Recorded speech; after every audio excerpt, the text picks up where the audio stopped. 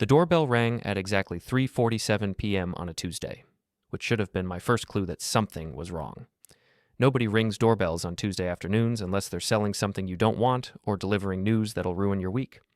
I opened the front door of our Portland suburban home to find my wife Rory standing there with a man in an expensive suit, both wearing expressions that could freeze coffee. The man carried a leather briefcase like it contained nuclear launch codes. "Brent," Rory said, her voice colder than Oregon winter rain. "We need to talk." I stepped aside, watching them march into my living room like they owned the place. Well, technically, we both owned it, but something told me that was about to change. "This is Attorney Weller," Rory announced, settling into the chair where I usually watched basketball. The lawyer, a thin guy with slicked-back hair and predatory eyes, placed his briefcase on my coffee table with ceremonial precision. "Mr. Marrow," Weller said, snapping open the briefcase, "your wife has retained my services to handle your divorce proceedings." I blinked. "Divorce proceedings? That's news to me." Rory crossed her legs, examining her manicured nails. "Don't act surprised, Brent. We both know this marriage has been over for months." "Actually, I thought things were going pretty well." "Sure, we'd been arguing more lately. And yes, she'd been working late at her event planning business more often, but divorce? That seemed like jumping from zero to nuclear option without stopping at couples therapy." "I see," I said, settling into my recliner. "And you decided to ambush me with legal papers instead of, I don't know, having a conversation first?" Weller pulled out a thick stack of documents. "Mrs. Marrow has prepared a settlement agreement. Sign these papers, and we can handle this amicably. Refuse, and things will get complicated." I glanced at Rory, who was studying the ceiling like it held the secrets of the universe. "Complicated how?" "Restraining orders," Weller said smoothly. "Claims of financial abuse, emotional distress. Your wife has documented numerous instances of controlling behavior." "Controlling behavior?" I laughed, but it came out hollow. "Like what?" Rory finally looked at me. "Like monitoring my spending, questioning where I go, making me feel guilty for having friends." This was fascinating. In the past year, I'd helped her expand her business, encouraged her girls' nights out, and the only time I'd questioned her spending was when she'd bought a $3,000 handbag without mentioning it. "I monitor our spending because I'm the one who handles our finances," I said. "And I've never stopped you from seeing friends." "See?" Rory turned to Weller. "This is exactly what I'm talking about. He always has an excuse." I picked up the papers, scanning the first page. The settlement was brutal. She wanted the house, half my retirement savings, alimony, and somehow I'd be responsible for her credit card debt. Meanwhile, I'd get my clothes and whatever personal items she deemed non-marital property. "This is generous," Weller said. "Sign now, and you can avoid a lengthy court battle that will cost you far more than this settlement." I looked at my wife of 8 years, this woman I'd supported through her business startup, whose student loans I'd helped pay off, who'd shared my bed and my dreams, and apparently been planning my financial destruction. "Can I have a few minutes to read through this?" "Of course," Weller said. "Take all the time you need." I flipped through the pages, noting the careful legal language that essentially painted me as a controlling monster who'd financially abused his poor, innocent wife. According to these documents, I was one step away from being featured on a true crime podcast. The thing is, I wasn't surprised. Not really. See, I work in IT security, or rather I used to work for a big firm before going freelance 2 years ago. My job involves protecting people from digital threats, which means I'm naturally suspicious and always looking for signs of trouble. And for the past 3 months, I'd been seeing plenty of signs. Rory's phone habits had changed. She'd started taking calls in the other room, keeping her device face down during dinner, and getting texts at odd hours that made her smile in ways that had nothing to do with me. Her work schedule had become erratic, with client meetings that ran late into the evening and weekend site visits that seemed to require an awful lot of preparation. Most telling of all, she'd started asking questions about our finances. Not the usual, "can we afford this?" questions, but specific inquiries about account numbers, asset values, and what would happen to our investments if we ever separated. So 3 weeks ago, I'd done what any reasonable IT security professional would do when faced with suspicious behavior. I'd started gathering information. I'd cloned her phone during one of her long showers, installed discrete monitoring software on our home computer, and set up a few strategically placed cameras around the house. Nothing illegal. These were all devices I owned, in a home I co-owned, monitoring activity in common areas. What I'd discovered was a masterpiece of deception. Before we dive deeper into this story, I have one small request. Please subscribe, drop a like, comment, and hit that hype button to boost this channel so more people can discover these incredible Reddit stories. Rory wasn't just having an affair, she was orchestrating a complete financial takedown. Her lover was a general contractor named Dane Harlan, a muscle-bound idiot who drove a custom truck and apparently thought discretion was a type of cologne. But more interesting were the text conversations between Rory and her best friend Ember Caro, where they'd discuss strategies for maximizing the settlement and making sure Brent can't hide assets. They'd researched divorce lawyers, planned fake documentation of my alleged controlling behavior, and even discussed having me followed to find compromising information. Rory had been building a case against me for months, carefully documenting every argument and twisting every reasonable financial decision into evidence of abuse. "Well?" Weller prompted. "Do you have any questions about the settlement terms?" I closed the folder and smiled. "Actually, I think this is very fair." Rory blinked, clearly expecting more resistance. "You do?" "Absolutely. You've put a lot of thought into this." I stood up, walked to the kitchen, and returned with a pen. "Where do I sign?"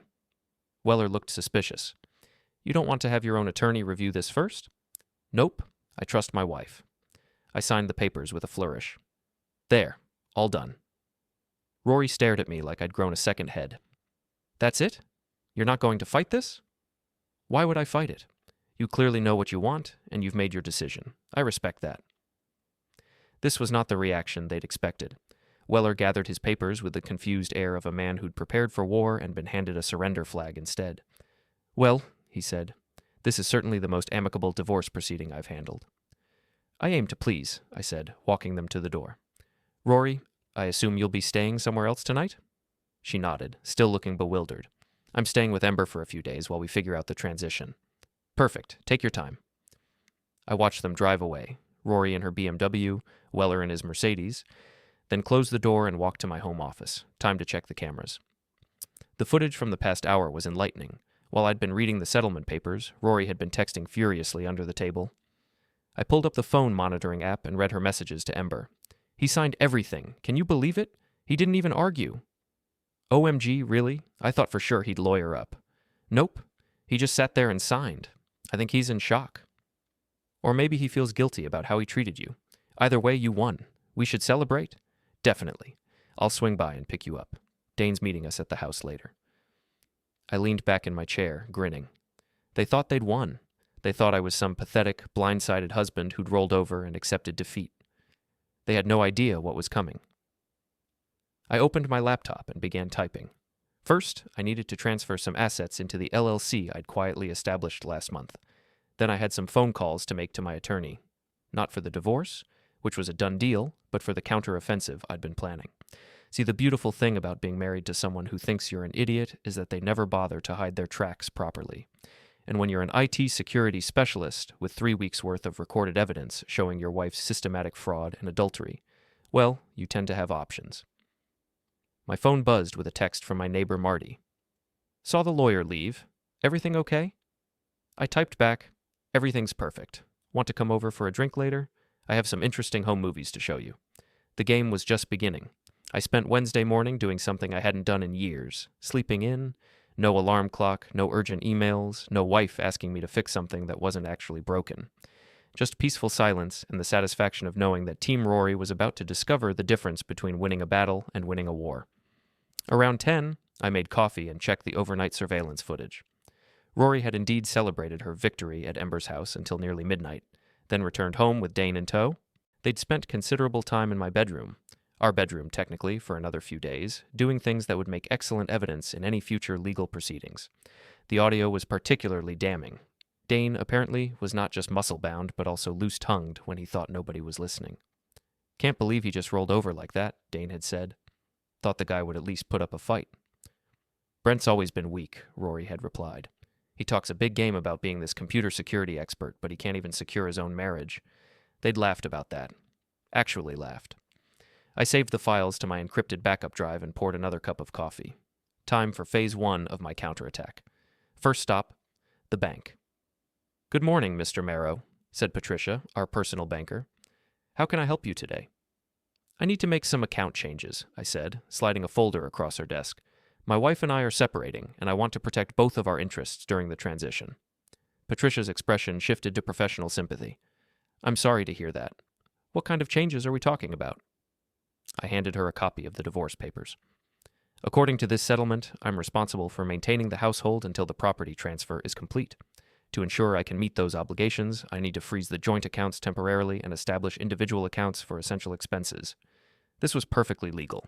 The divorce papers gave me 30 days to arrange the financial transition, and nothing in the settlement prohibited me from protecting marital assets during that period. I see, Patricia said, reviewing the documents. So you want to freeze the joint checking and savings accounts? Exactly. I'll establish a new account for household expenses, mortgage, utilities, insurance, and another for my personal needs. Mrs. Marrow can do the same when she's ready. What I didn't mention was that this would immediately cut off Rory's access to our money. Her credit cards were tied to the joint account, her automatic payments would bounce, and her ability to fund her new lifestyle with Dane would evaporate overnight. This will take about an hour to process, Patricia said. Is there anything else? Actually, yes. I need to discuss the auto loans. Both our cars were financed through the bank, with both our names on the paperwork, but I'd been making the payments from my business account, which meant I had certain rights regarding the collateral. I'll be taking over the payments on my vehicle exclusively, I said. As for Mrs. Marrow's car, I'll need to remove my name from that loan immediately. That will require her signature, Patricia warned, or it will require her to refinance independently. Either way, I can't be responsible for payments on a vehicle I don't drive. This was the nuclear option. Rory's BMW was financed at a rate that required both our incomes to qualify. Without my signature, she'd need to either pay off the loan immediately or watch the bank repossess her precious car. I left the bank feeling lighter than I had in months. Phase 1 was complete. Now for Phase 2. My next stop was the office of Detective Linda Klein, an old friend from college who'd gone into law enforcement while I'd chosen the corporate world. We'd stayed in touch over the years, and she'd been invaluable when I'd needed background checks for my security consulting business. Brent, Linda stood up from her desk, extending a hand. Good to see you, though you look like someone who hasn't slept much. Rough week, I admitted. I need some advice about a legal situation. I explained the divorce, carefully avoiding any mention of my surveillance activities. Instead, I focused on what I'd discovered through legitimate means, financial irregularities, suspicious behavior, and my concerns about potential fraud. So, you think she's been planning this for a while? Linda asked. I think she's been planning something. The question is whether she's crossed any legal lines in the process. Linda leaned back in her chair. What kind of lines are you worried about? I pulled out a folder containing bank statements, credit card bills, and other financial documents. These are all legitimate records from our joint accounts. Notice anything interesting about the spending patterns over the past 6 months? Linda studied the papers, her cop instincts kicking in. Lots of cash withdrawals, always just under the reporting threshold. Exactly. And look at these charges. Hotels, restaurants, gifts, all on days when she claimed to be working late or meeting clients. You think she's been hiding assets? I think she's been funding a lifestyle that doesn't match her declared income, and if she's been lying about that in divorce proceedings, it could constitute fraud. Linda made some notes. Have you considered hiring a private investigator? I've considered it, but first, I want to understand what my legal options are if I discover evidence of financial misconduct. We talked for another hour, with Linda explaining the fine points of divorce law, asset protection, and the legal consequences of perjury in family court. By the time I left, I had a clear understanding of exactly how much trouble Rory could be in if certain facts came to light. My phone started ringing as I walked to my car. Rory's name flashed on the screen. Hello, dear, I answered cheerfully. Brent, what the hell did you do? Her voice was tight with panic. I'm not sure what you mean. My credit card was declined, at the grocery store, in front of everyone. Oh, that. I had to make some account changes to comply with the divorce settlement. Didn't your lawyer explain the financial transition process? What transition process? Well, according to the papers I signed, I'm responsible for maintaining the household during the 30-day transition period. To do that properly, I need to control the joint accounts temporarily. You know, to make sure the mortgage gets paid and we don't lose the house. Silence on the other end. Then, you can't just cut off my access to our money. I haven't cut off your access. I've secured the marital assets pending the final settlement. It's all perfectly legal. Your lawyer should have anticipated this. Brent, I need access to those accounts. I have expenses. I'm sure you do. Have you considered getting a job? The line went quiet for so long I thought she might have hung up. You bastard, she finally whispered. Now, that's not very nice. I'm just following the legal agreement you presented to me. Speaking of which, you might want to contact the bank about your car loan. They'll need to discuss some changes with you. I hung up before she could respond and immediately called my neighbor Marty. Hey Brent, how's the divorce drama going? Better than expected. Listen, are you free for lunch? I have some updates to share. Marty was the neighborhood's unofficial information network, a retired journalist who knew everyone's business and wasn't shy about sharing it. Having him on my side was like having my own personal PR department. We met at a diner near the house where I carefully explained my side of the divorce story, how I'd discovered Rory's affair, how she'd ambushed me with legal papers, and how I was now trying to protect myself from what appeared to be a systematic attempt at financial fraud. She really thought she could just take everything? Marty asked, shaking his head. Apparently. But here's the thing. I don't think she was working alone. I showed him some of the financial records, pointing out patterns that suggested coordination with outside parties. I didn't mention the surveillance footage, but I hinted that there might be evidence of a broader conspiracy. You should document everything, Marty advised. In my experience, people who are willing to lie about one thing are usually lying about several things. That's exactly what I'm thinking. By the time I got home, Rory's BMW was gone from the driveway. I checked the cameras and saw that she'd returned around noon, packed several suitcases, and left with Dane in his truck. She'd tried her keycard on the garage door, which I'd reprogrammed that morning, then spent 10 minutes pounding on the front door before giving up. My phone had 17 missed calls and 12 text messages, ranging from angry to pleading to threatening. I deleted them all without reading past the first few words. The house felt different now, quieter, cleaner, like a weight had been lifted. I was just settling in to review more surveillance footage when the doorbell rang. Through the peephole, I could see Ember Caro standing on my porch, arms crossed and expression murderous. This should be interesting. I opened the door with my most innocent smile. Ember, what a pleasant surprise. Cut the crap, Brent. You know why I'm here? Actually, I don't. Would you like to come in and explain? She pushed past me into the living room, her designer heels clicking on the hardwood floor like gunshots. Rory is devastated, she announced. Absolutely devastated. She thought you were better than this. Better than what, exactly? Playing games with the money, trying to control her through financial manipulation. It's abusive, Brent. I sat down in my recliner, gesturing for her to take the couch. Ember, I'm just following the legal agreement that Rory's lawyer prepared. Everything I've done has been completely within my rights. Your rights? What about her rights? She can't even buy groceries. She's a successful businesswoman with her own income. I'm sure she'll figure something out. Ember's face was turning red. You're being deliberately cruel. Rory gave you the best years of her life, and this is how you repay her? I leaned forward, dropping the friendly act. Ember, let me ask you something. Did you know about Dane? She blinked. No, what about Dane? Did you know that Rory has been having an affair with him for the past 4 months? Did you know that they've been using our joint accounts to fund their little romance? Did you know that she's been planning this divorce for weeks, building a fake case against me while draining our savings? Ember's mouth opened and closed like a fish. I don't know what you're talking about. Really? Because I have evidence suggesting otherwise. Text messages, financial records, hotel receipts. Would you like me to show you some of them? I pulled out my phone and opened the folder containing screenshots of Rory and Ember's conversations about divorce strategy. Ember's face went pale as she recognized her own words. How did you get these? Let's just say that people who think they're smarter than everyone else tend to make careless mistakes. Ember stood up abruptly. You're sick, Brent, spying on your own wife? Protecting myself from fraud, actually.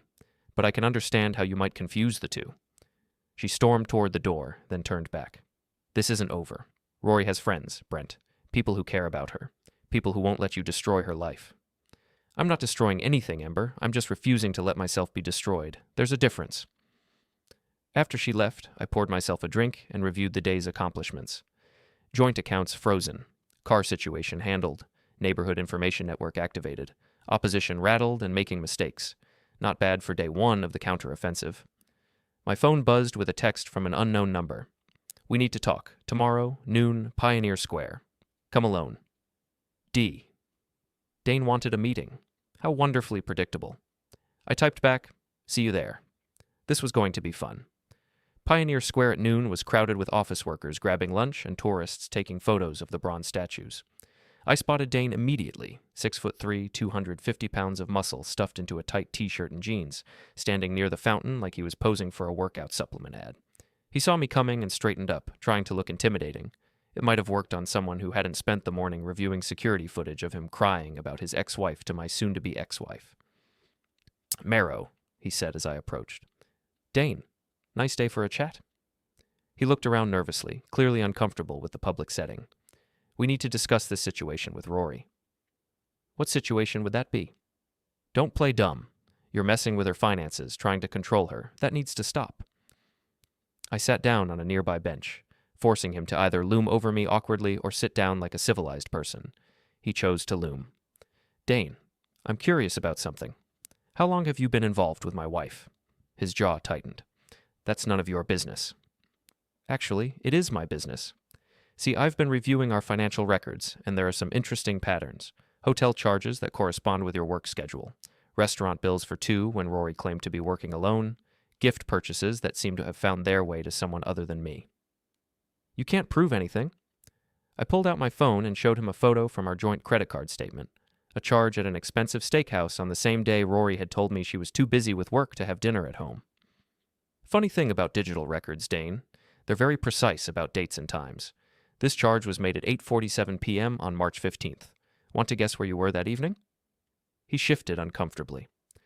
Look, man, I didn't mean for this to happen. Rory and I, we just connected, you know? Oh, I know exactly how you connected.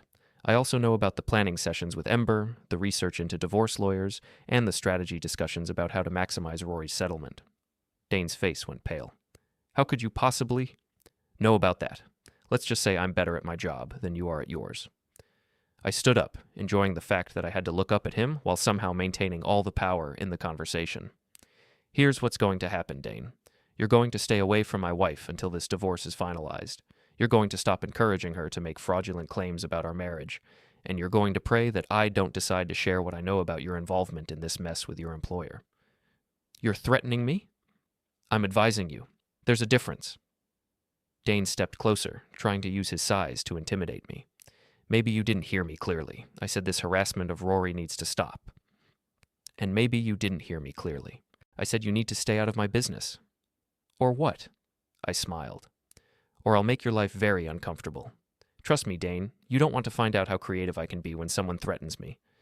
He grabbed my arm, his fingers digging into my bicep. Listen, you little...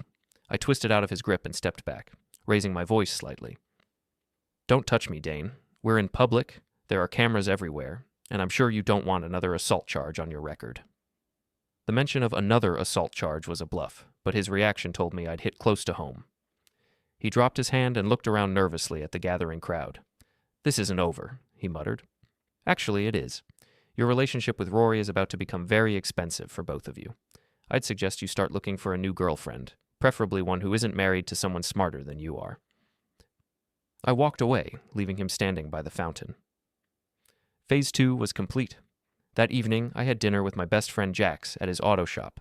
Jax had been my roommate in college, best man at my wedding, and the closest thing to a brother I'd ever had. If anyone could be trusted with sensitive information, it was him. So she really thought she could just take everything? Jax asked, wiping grease off his hands with a shop rag. Everything and more. According to her settlement proposal, I'd be paying alimony for the next 10 years, while she keeps the house, the savings, and half my retirement fund. What a piece of work! And this contractor guy is helping her. I showed Jack some of the financial evidence, carefully edited to remove any indication of how I'd obtained it. Looks like they've been planning this for months. Jack shook his head. You know what you need to do, right? What's that? Fight back. Hard. People like that only understand one language. I'm working on it. But I need to be smart about this. If I come on too strong, I'll look like the bad guy. True, but if you don't come on strong enough, she'll walk all over you. We spent the next hour strategizing. Jax had been through his own messy divorce 3 years earlier and had learned some hard lessons about protecting yourself in family court. The key, he said, is documentation. Everything has to be documented. Every lie she tells, every fraudulent claim, every attempt to manipulate the system, you need evidence for all of it. I'm working on that. Good. And don't forget about public opinion. Divorce court is one thing, but the court of public opinion can be just as important.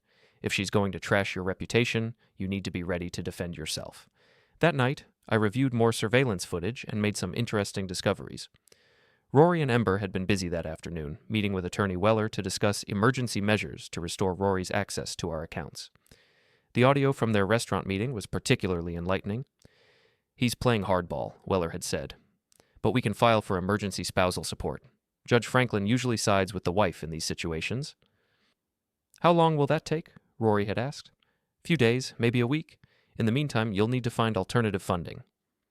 What about claiming financial abuse? Ember had suggested.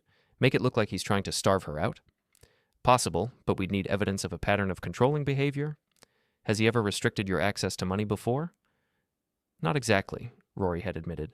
He's always been pretty generous about spending. Then we'll need to be creative about how we present this. I saved the audio file and made some notes. They were planning to file fraudulent claims about financial abuse, despite having no evidence to support them. This was exactly the kind of mistake I'd been hoping they'd make.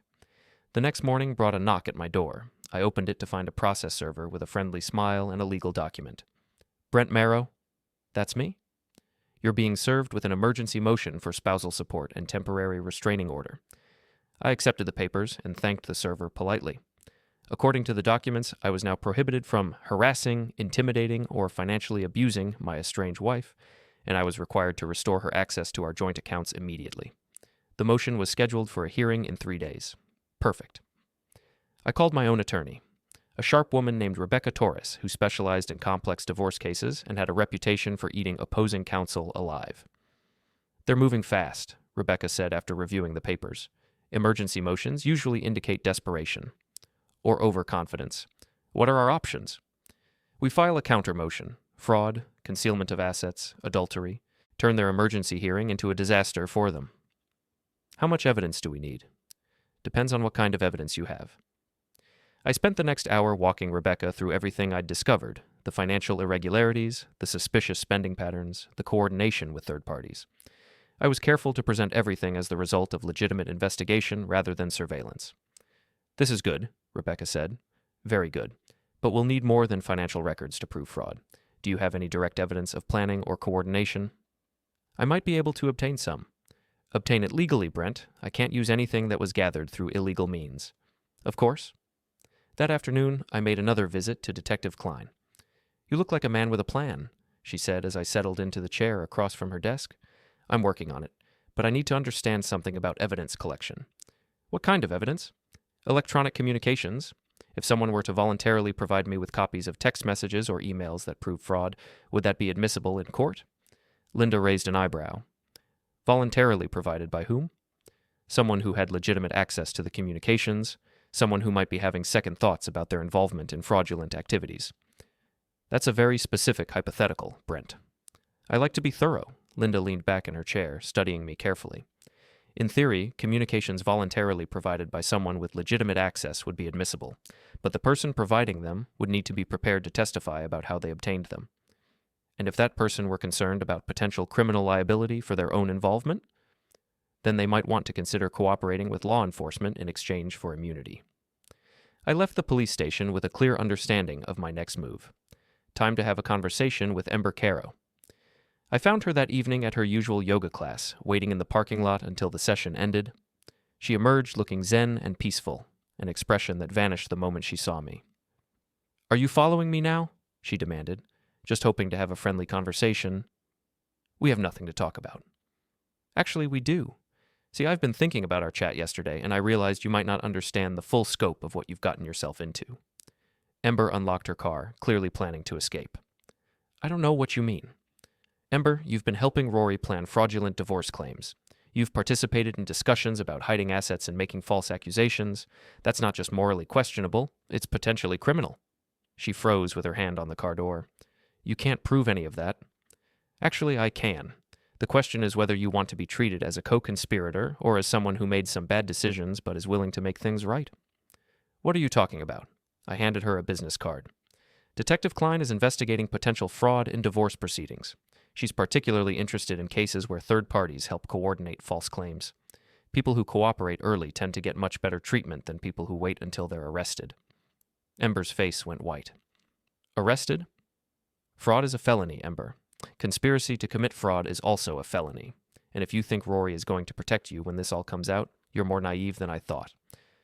I started to walk away, then turned back. Oh, and Ember? You might want to think carefully about what Rory has promised you in exchange for your help. Because when this is over, she's not going to be in a position to keep those promises. I left her standing in the parking lot, staring at Detective Klein's business card. By the time I got home, I had 3 missed calls from an unknown number. I was pretty sure I knew who it was. The game was accelerating, and Team Rory was starting to crack. Time for the next phase. The emergency hearing was scheduled for Friday morning at 9 a.m. I arrived at the courthouse with Rebecca Torres, carrying 3 banker's boxes full of financial documents and a laptop loaded with enough evidence to bury Rory's claim 6 feet under. Rory sat at the plaintiff's table with Attorney Weller, looking appropriately victimized in a conservative dress and minimal makeup. She'd clearly been coached on courtroom presentation, no jewelry, no designer handbag, just the image of a woman driven to desperation by her controlling husband. Judge Franklin was a no-nonsense woman in her 60s who'd been handling family court cases for 20 years. She looked like someone who'd heard every sob story and seen every dirty trick in the book.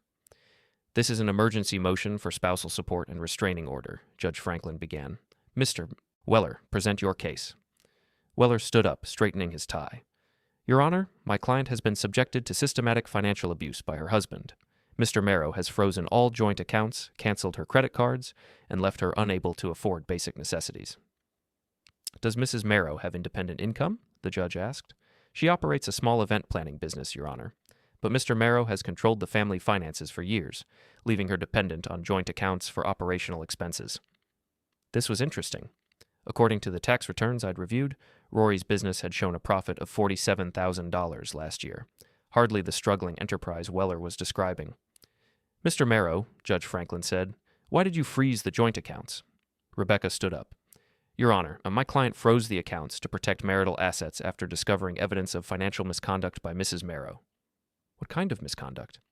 "Unauthorized withdrawals, undisclosed expenses, and coordination with third parties to hide assets in preparation for divorce proceedings." Weller objected. "Your Honor, these are baseless accusations designed to deflect from Mr. Merrow's abusive behavior." "I'd like to see the evidence," Judge Franklin said. Rebecca opened her laptop and connected it to the courtroom's display system. "Your Honor, these are bank statements from the past 6 months, showing a pattern of cash withdrawals and unexplained expenses." The screen filled with highlighted transactions, thousands of dollars in cash withdrawals, hotel charges, restaurant bills, and retail purchases that had no connection to household expenses or Rory's business. "Mrs. Merrow," Judge Franklin said, "can you explain these transactions?" Rory looked at Weller, who nodded encouragingly. "Your Honor, my husband has always been suspicious of my spending. These are legitimate business expenses and personal purchases that I'm entitled to make." "Business expenses?" Rebecca pulled up another document. "Your Honor, according to Mrs. Merrow's business tax returns, she claimed total business expenses of $12,000 last year. But these bank statements show over $30,000 in charges that she's now claiming were business-related." Judge Franklin frowned. "Mrs. Merrow, were these expenses reported to the IRS?" My accountant handles the tax filings. I'm not sure about the specific details." "You're not sure whether you reported $30,000 in business expenses?" Weller jumped in. "Your Honor, my client shouldn't be required to defend her tax filings in a spousal support hearing." "Actually, Mr. Weller, if your client is claiming financial hardship while simultaneously hiding income from the IRS, that's very relevant to this proceeding." Rebecca smiled. "Your Honor, we have additional evidence of coordination between Mrs. Merrow and third parties to manipulate these proceedings." She played an audio recording, carefully edited to remove any indication of how it was obtained, of Rory, Ember, and Weller discussing strategy for the emergency motion. The courtroom went silent as Weller's own voice filled the air. "We'll need to be creative about how we present this. Financial abuse claims usually work even without strong evidence." Judge Franklin's expression could have frozen lava. "Mr. Weller, did you advise your client to make false claims in my courtroom?" "Your Honor, that recording is taken out of context. The context seems quite clear to me. Mrs. Merrow, do you have any evidence of actual financial abuse by your husband?" Rory looked panicked. He monitors our spending. He questions my purchases. He makes me feel guilty about having friends." "Has he ever prevented you from working?" "No, but has he ever restricted your access to money for legitimate expenses?" "Not exactly, but has he ever threatened you physically or emotionally?" Rory glanced at Weller, who was frantically taking notes. "He's been very cold since I filed for divorce." Judge Franklin leaned back in her chair. "Mrs. Merrow, being cold to someone who's divorcing you is not abuse. Mr. Weller, this motion is denied. Furthermore, I'm ordering a full financial audit of both parties' assets and income. If I discover evidence of fraud or perjury in my courtroom, I'll be referring this case to the district attorney." As we left the courthouse, I could hear Rory and Weller arguing in hushed tones behind us. Rebecca was practically glowing with satisfaction. That, she said, was beautiful. They walked right into it. What happens next? They'll probably try to settle quietly. Emergency motions that fail this spectacularly tend to make people nervous about going to trial. But I wasn't interested in settling quietly. I was just getting started. That afternoon, I received a call from Detective Klein. Interesting development in your case, she said. I had a visitor this morning, Ember. She wanted to discuss potential immunity in exchange for cooperation. Really? What did she have to say? Quite a lot, actually. Seems she's been keeping detailed records of her conversations with your wife. Text messages, emails, voice recordings, very thorough documentation of what appears to be a conspiracy to commit fraud. That's surprising. She's scared, Brent. Scared enough to throw her best friend under the bus to save herself. People like that usually tell the truth. This was better than I'd hoped. Ember's cooperation would provide independent verification of everything I'd discovered through surveillance, making the evidence admissible without revealing my methods. What's the next step? We're opening a formal investigation into fraud in divorce proceedings. Ember will be a cooperating witness. Your wife and her lawyer might want to consider their options very carefully. That evening, I decided it was time for the neighborhood to learn the truth about what had been happening. I called Marty and invited him over for drinks and a documentary screening. Marty arrived with his wife Susan and 2 other neighbors, the Hendersons from across the street and Mrs. Chen from next door. I'd prepared a carefully edited compilation of security footage, audio recordings, and financial documents that told the story of Rory's deception without revealing my surveillance methods. Holy cow, Marty said, as we watched Dane and Rory celebrating their victory in my living room. She brought him into your house? Multiple times, apparently. This footage is from the security system I installed last year after the break-ins on Maple Street. Mrs. Chen shook her head in disgust. That poor man. How could she do such a thing? The audio recordings were even more damaging. Hearing Rory mock me to her friends, laugh about my supposed naivety, and plan my financial destruction created a visceral reaction in the audience. She actually said you were weak? Susan asked, outraged. Apparently, though I'm not sure she still feels that way. By the time the evening ended, I had 5 new allies in the neighborhood information network. Within 24 hours, the story would be all over our social circle, complete with supporting evidence and righteous indignation. The next morning brought an angry phone call from Rory. What the hell did you do? She screamed. I'm not sure what you mean. Mrs. Chen won't even look at me. The Hendersons crossed the street to avoid talking to me. What did you tell them? I didn't tell them anything, Rory. I showed them. Silence. Then, showed them what? Security footage from our house, audio recordings of your planning sessions, financial records showing your fraudulent claims. You know, the truth. You recorded me in our own house? I installed a security system after the neighborhood break-ins. You knew about it. You helped me pick out the cameras. This was technically true. I had installed a basic security system last year, though I'd significantly upgraded it without mentioning the improvements to Rory. You had no right to spy on me. I had every right to secure my own property. The fact that you were doing things you wouldn't want recorded isn't my problem. Brent, please. We can work this out. We don't need to destroy each other. You already tried to destroy me, Rory. I'm just defending myself. What do you want? Money? The house? Just tell me what you want, and we can end this. I smiled, even though she couldn't see it. I want justice. I want everyone to know exactly who you are and what you've done. I want you to face the consequences of your choices. You're sick. This is sick. What's sick is betraying your husband, stealing his money, and then trying to destroy his reputation with false accusations. But don't worry. I'm sure you and Dane will figure something out. I hung up and immediately called Rebecca Torres. Rory just offered to settle, I told her. What did you say?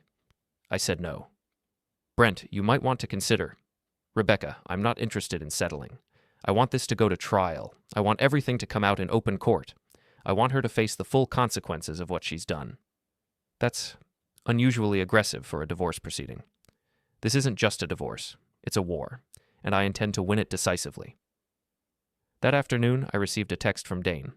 We need to talk. Tonight, 8 p.m., parking garage at Pioneer Place. Come alone. I showed the text to Jax, who immediately volunteered to provide backup. This guy's getting desperate, Jax said. Desperate people do stupid things. That's what I'm counting on.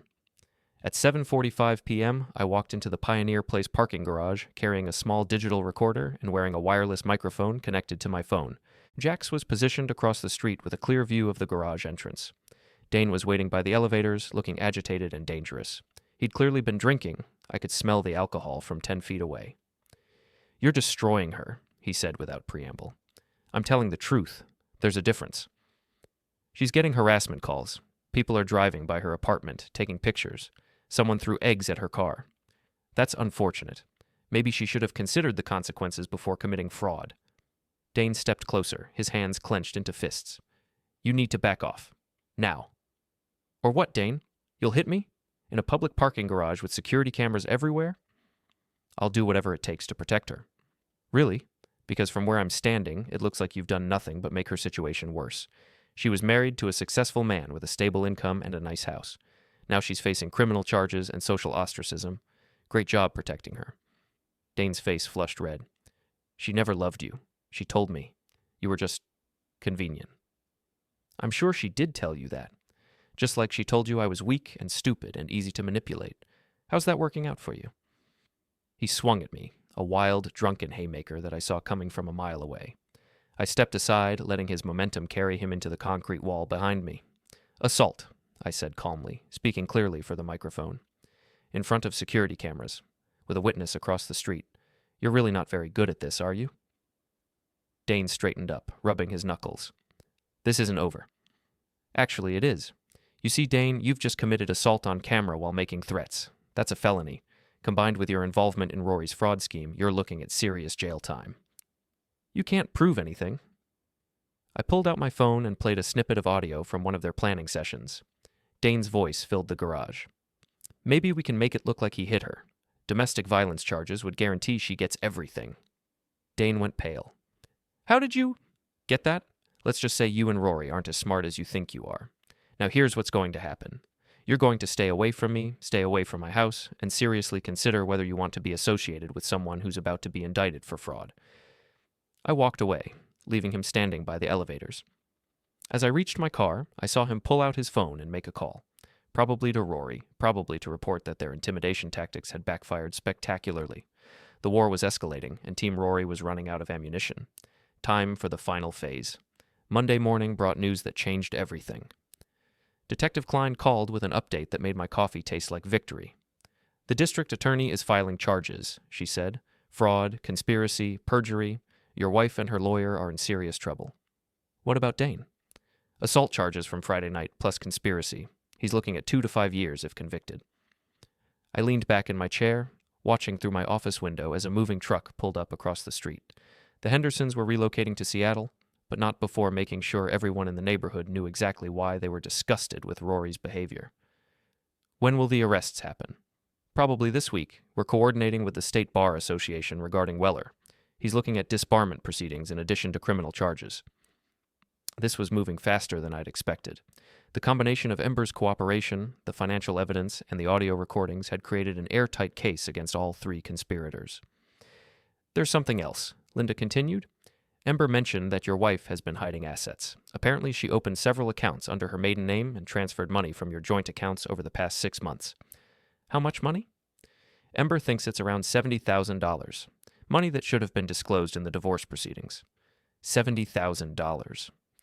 That explained the cash withdrawals and the mysterious confidence Rory had shown throughout this process. She'd been building a war chest, probably planning to disappear with Dane once the divorce was finalized. "Can we recover it?" "Once we have the account numbers, we can freeze everything pending criminal proceedings. Asset forfeiture laws are very favorable in fraud cases." After hanging up, I called Rebecca Torres with the update. "This changes everything," she said. "With criminal charges pending, we can request an emergency stay of all divorce proceedings. The hidden assets alone are enough to void any settlement agreement." "What does that mean for Rory?" "It means she gets nothing. In fact, depending on how the criminal case goes, she might end up owing you money." That afternoon, I decided to pay a visit to Rory's temporary apartment. She'd been staying in a furnished rental near downtown, probably funded by the hidden accounts that were about to be frozen. I found her in the parking lot, loading boxes into Dane's truck. She looked exhausted, dark circles under her eyes, hair pulled back in a messy ponytail, wearing clothes that looked like she'd slept in them.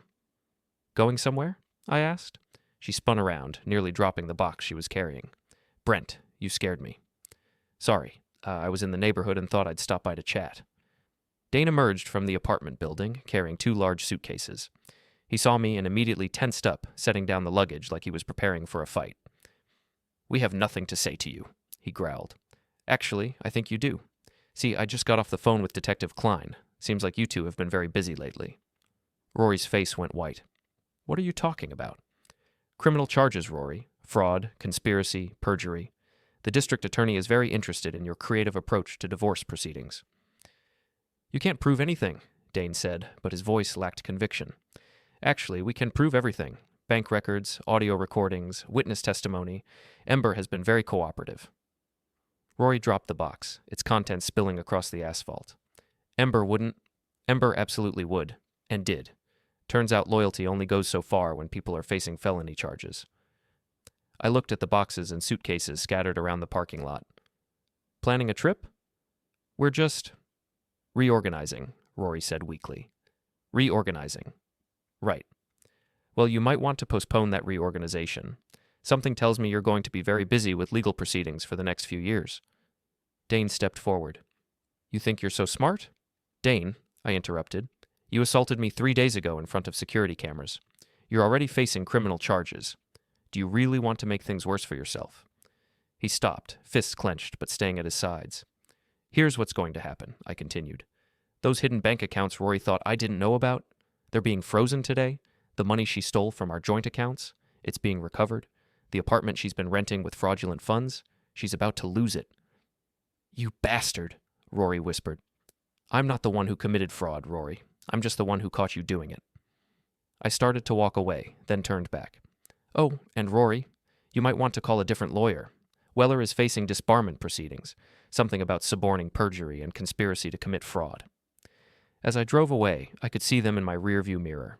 Rory sitting on the curb with her head in her hands, Dane pacing around the parking lot like a caged animal. Their carefully constructed plan was collapsing, and they were finally beginning to understand the scope of the disaster they'd created. That evening, I received a call from an unknown number. "Brent, it's Ember." "Ember, what can I do for you?" "I need to talk to you, in person. It's important." We met at a coffee shop downtown, away from the neighborhood where everyone now knew her as Rory's co-conspirator. She looked terrible, pale, shaky, like someone who hadn't slept in days. "I'm scared," she said without preamble. "You should be. Fraud is a serious crime." The detective said I might avoid jail time if I cooperate fully, but Rory is furious. She's been calling me, leaving voicemails saying I betrayed her.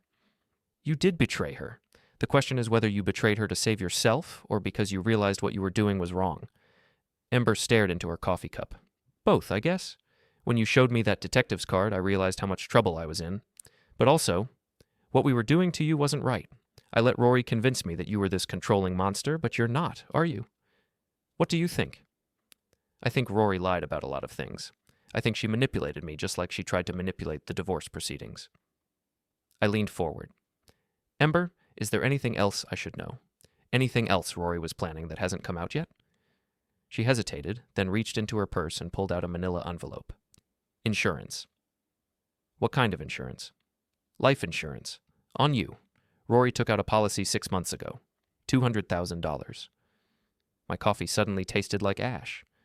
She took out life insurance on me. She said it was just financial planning, standard stuff for married couples, but after everything that's happened, you think she was planning something more than divorce? I don't know. Maybe.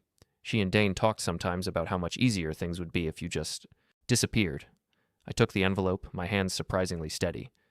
Did they ever discuss specifics? Not around me, but there were conversations they'd stop having when I walked into the room. And Dane has a temper. You've seen that.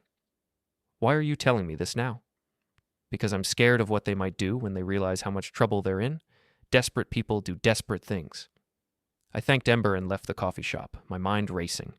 A life insurance policy taken out secretly, combined with discussions about my disappearance, painted a very dark picture of what Rory and Dane might have been planning.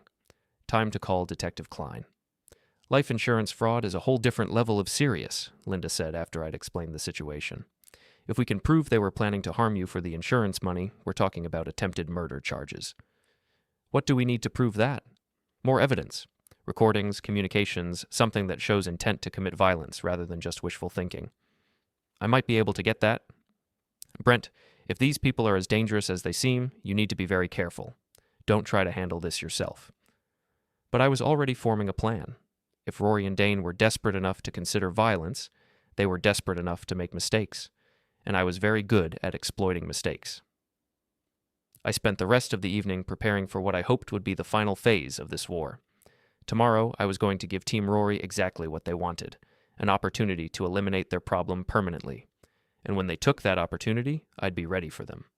Tuesday morning, I called in sick to my consulting job and spent 2 hours setting up the most elaborate trap of my career. If Rory and Dane were planning something violent, I was going to give them the perfect opportunity and document every second of it. I started by sending Rory a text message. "We need to talk, tonight, 8 p.m. The house, come alone, this has gone far enough." Then I called Jax. "I need your help with something. It might be dangerous." "What kind of dangerous?" "The kind where people might try to hurt me for insurance money." Jax was quiet for a moment. "I'll be there in 20 minutes. While waiting for Jax, I set up additional cameras throughout the house, tiny wireless units that would stream everything to a secure server off-site. I also called Detective Klein and explained what I was planning. "This is incredibly risky," she warned. "If they're really planning violence, you could get seriously hurt. If they're planning violence, they'll try it eventually anyway. At least this way, we'll have evidence. I'm sending backup. Unmarked cars positioned around the neighborhood. At the first sign of trouble, we move in." Jax arrived with a duffel bag full of equipment, motion sensors, audio recorders, and what looked like military-grade surveillance gear. "Where did you get all this?" I asked. "Army surplus, and maybe some stuff that fell off a truck. Don't ask too many questions." We spent the afternoon turning my house into a fortress of documentation. Every room had multiple cameras, every entrance had motion sensors, and the entire property was wired for sound. At 6 p.m., I received a call from Rory. "I got your message," she said, "but I'm not coming alone. Bring whoever you want. We need to end this." "Brent, are you planning something? Because if you think you can hurt me—" "Rory, I'm not going to hurt you. I just want to talk, face to face. No lawyers, no games, just us." She agreed, though I could hear the suspicion in her voice. At 7:30, Jax positioned himself across the street with a clear view of the house. Detective Klein's backup units were stationed at both ends of the block, ready to move in if things went wrong. At exactly 8 p.m., Dane's truck pulled into my driveway. I watched through the security cameras as Rory and Dane approached the front door. Dane was carrying something, a tire iron maybe, or a crowbar. Definitely not planning a peaceful conversation. I opened the door before they could knock. "Rory, Dane, come in." They entered warily, Dane keeping his weapon hidden behind his back. Rory looked around the living room like she was seeing it for the first time. "Sit down," I said, gesturing to the couch. "We have a lot to discuss." "Like what?" Rory asked, but she remained standing. "Like the criminal charges you're both facing, like the insurance policy you took out on my life, like whatever you two are planning to do about your current situation." Dane stepped forward, bringing the tire iron into view. "We're planning to solve our problems." "By eliminating me?" "By making you disappear," Rory said quietly. "You've destroyed everything, Brent. My reputation, my business, my future. You've left us no choice." "There's always a choice, Rory. You could have been honest. You could have asked for a fair divorce. You could have avoided committing felonies." "Fair?" She laughed bitterly. "You call what you've done fair? Turning the whole neighborhood against me? Getting me arrested? Destroying my relationship with my friends?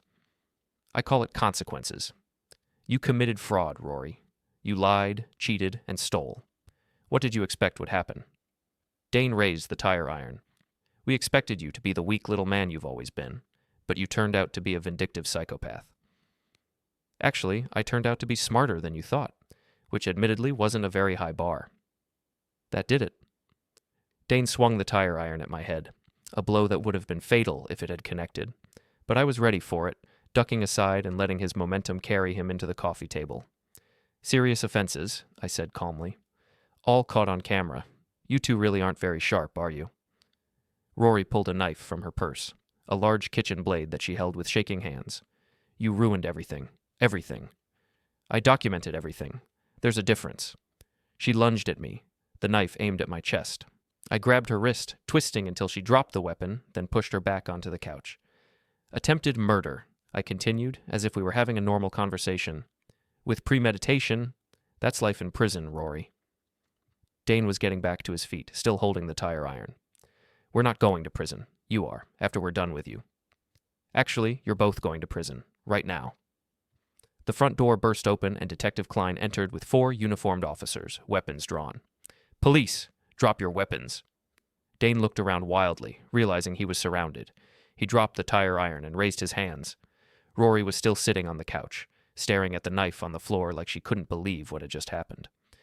Rory Marrow, Dane Harlan, you're under arrest for major violent offenses and coordinated intent to cause severe harm.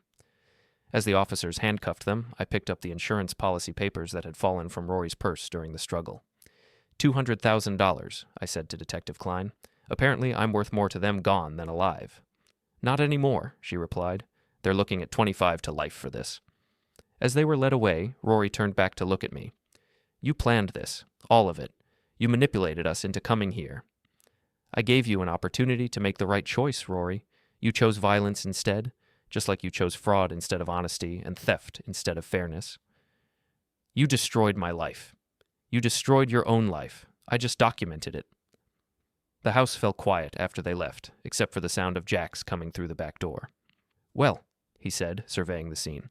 That was intense. That was justice.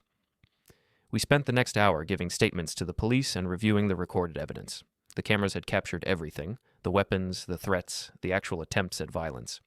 Combined with the insurance policy and the previous fraud charges, it was enough to put both Rory and Dane away for decades. Detective Klein stayed after the other officers left. You know, she said, in 20 years of police work, I've never seen anyone handle a situation quite like this. AT security training. You learn to think several steps ahead of the people trying to hurt you. Still, you took enormous risks. They could have seriously injured you. They were going to try eventually anyway. This way we controlled the circumstances. She nodded. The district attorney wants to meet with you tomorrow. With the attempted murder charges, this case is going to trial quickly. You'll need to testify. I'll be ready. After everyone left, I walked through my house, turning off cameras and removing recording equipment. The place felt different now, cleaner somehow, like a poison had been removed.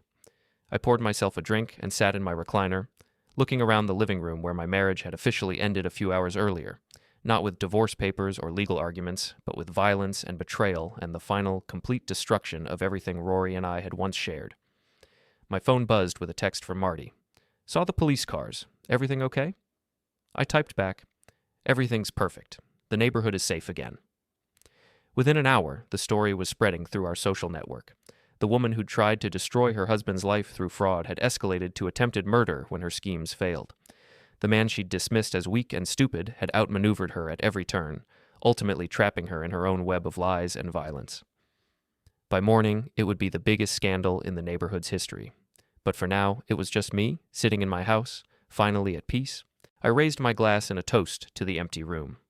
To life on my terms. Outside, thunder rumbled across the Portland sky, and lightning illuminated the windows of my home now, free and clear, with no mortgage payments to make and no wife to support. The war was over. I had won, and Rory had lost everything. Her freedom, her reputation, her future, and any chance of profiting from the destruction she'd tried to cause. Justice, it turned out, tasted exactly like victory. The story ended there, in that moment of perfect satisfaction, with the thunder rolling and the lightning flashing and the complete, total defeat of everyone who'd tried to destroy me. No epilogue needed, no redemption required, just the sweet final taste of absolute victory.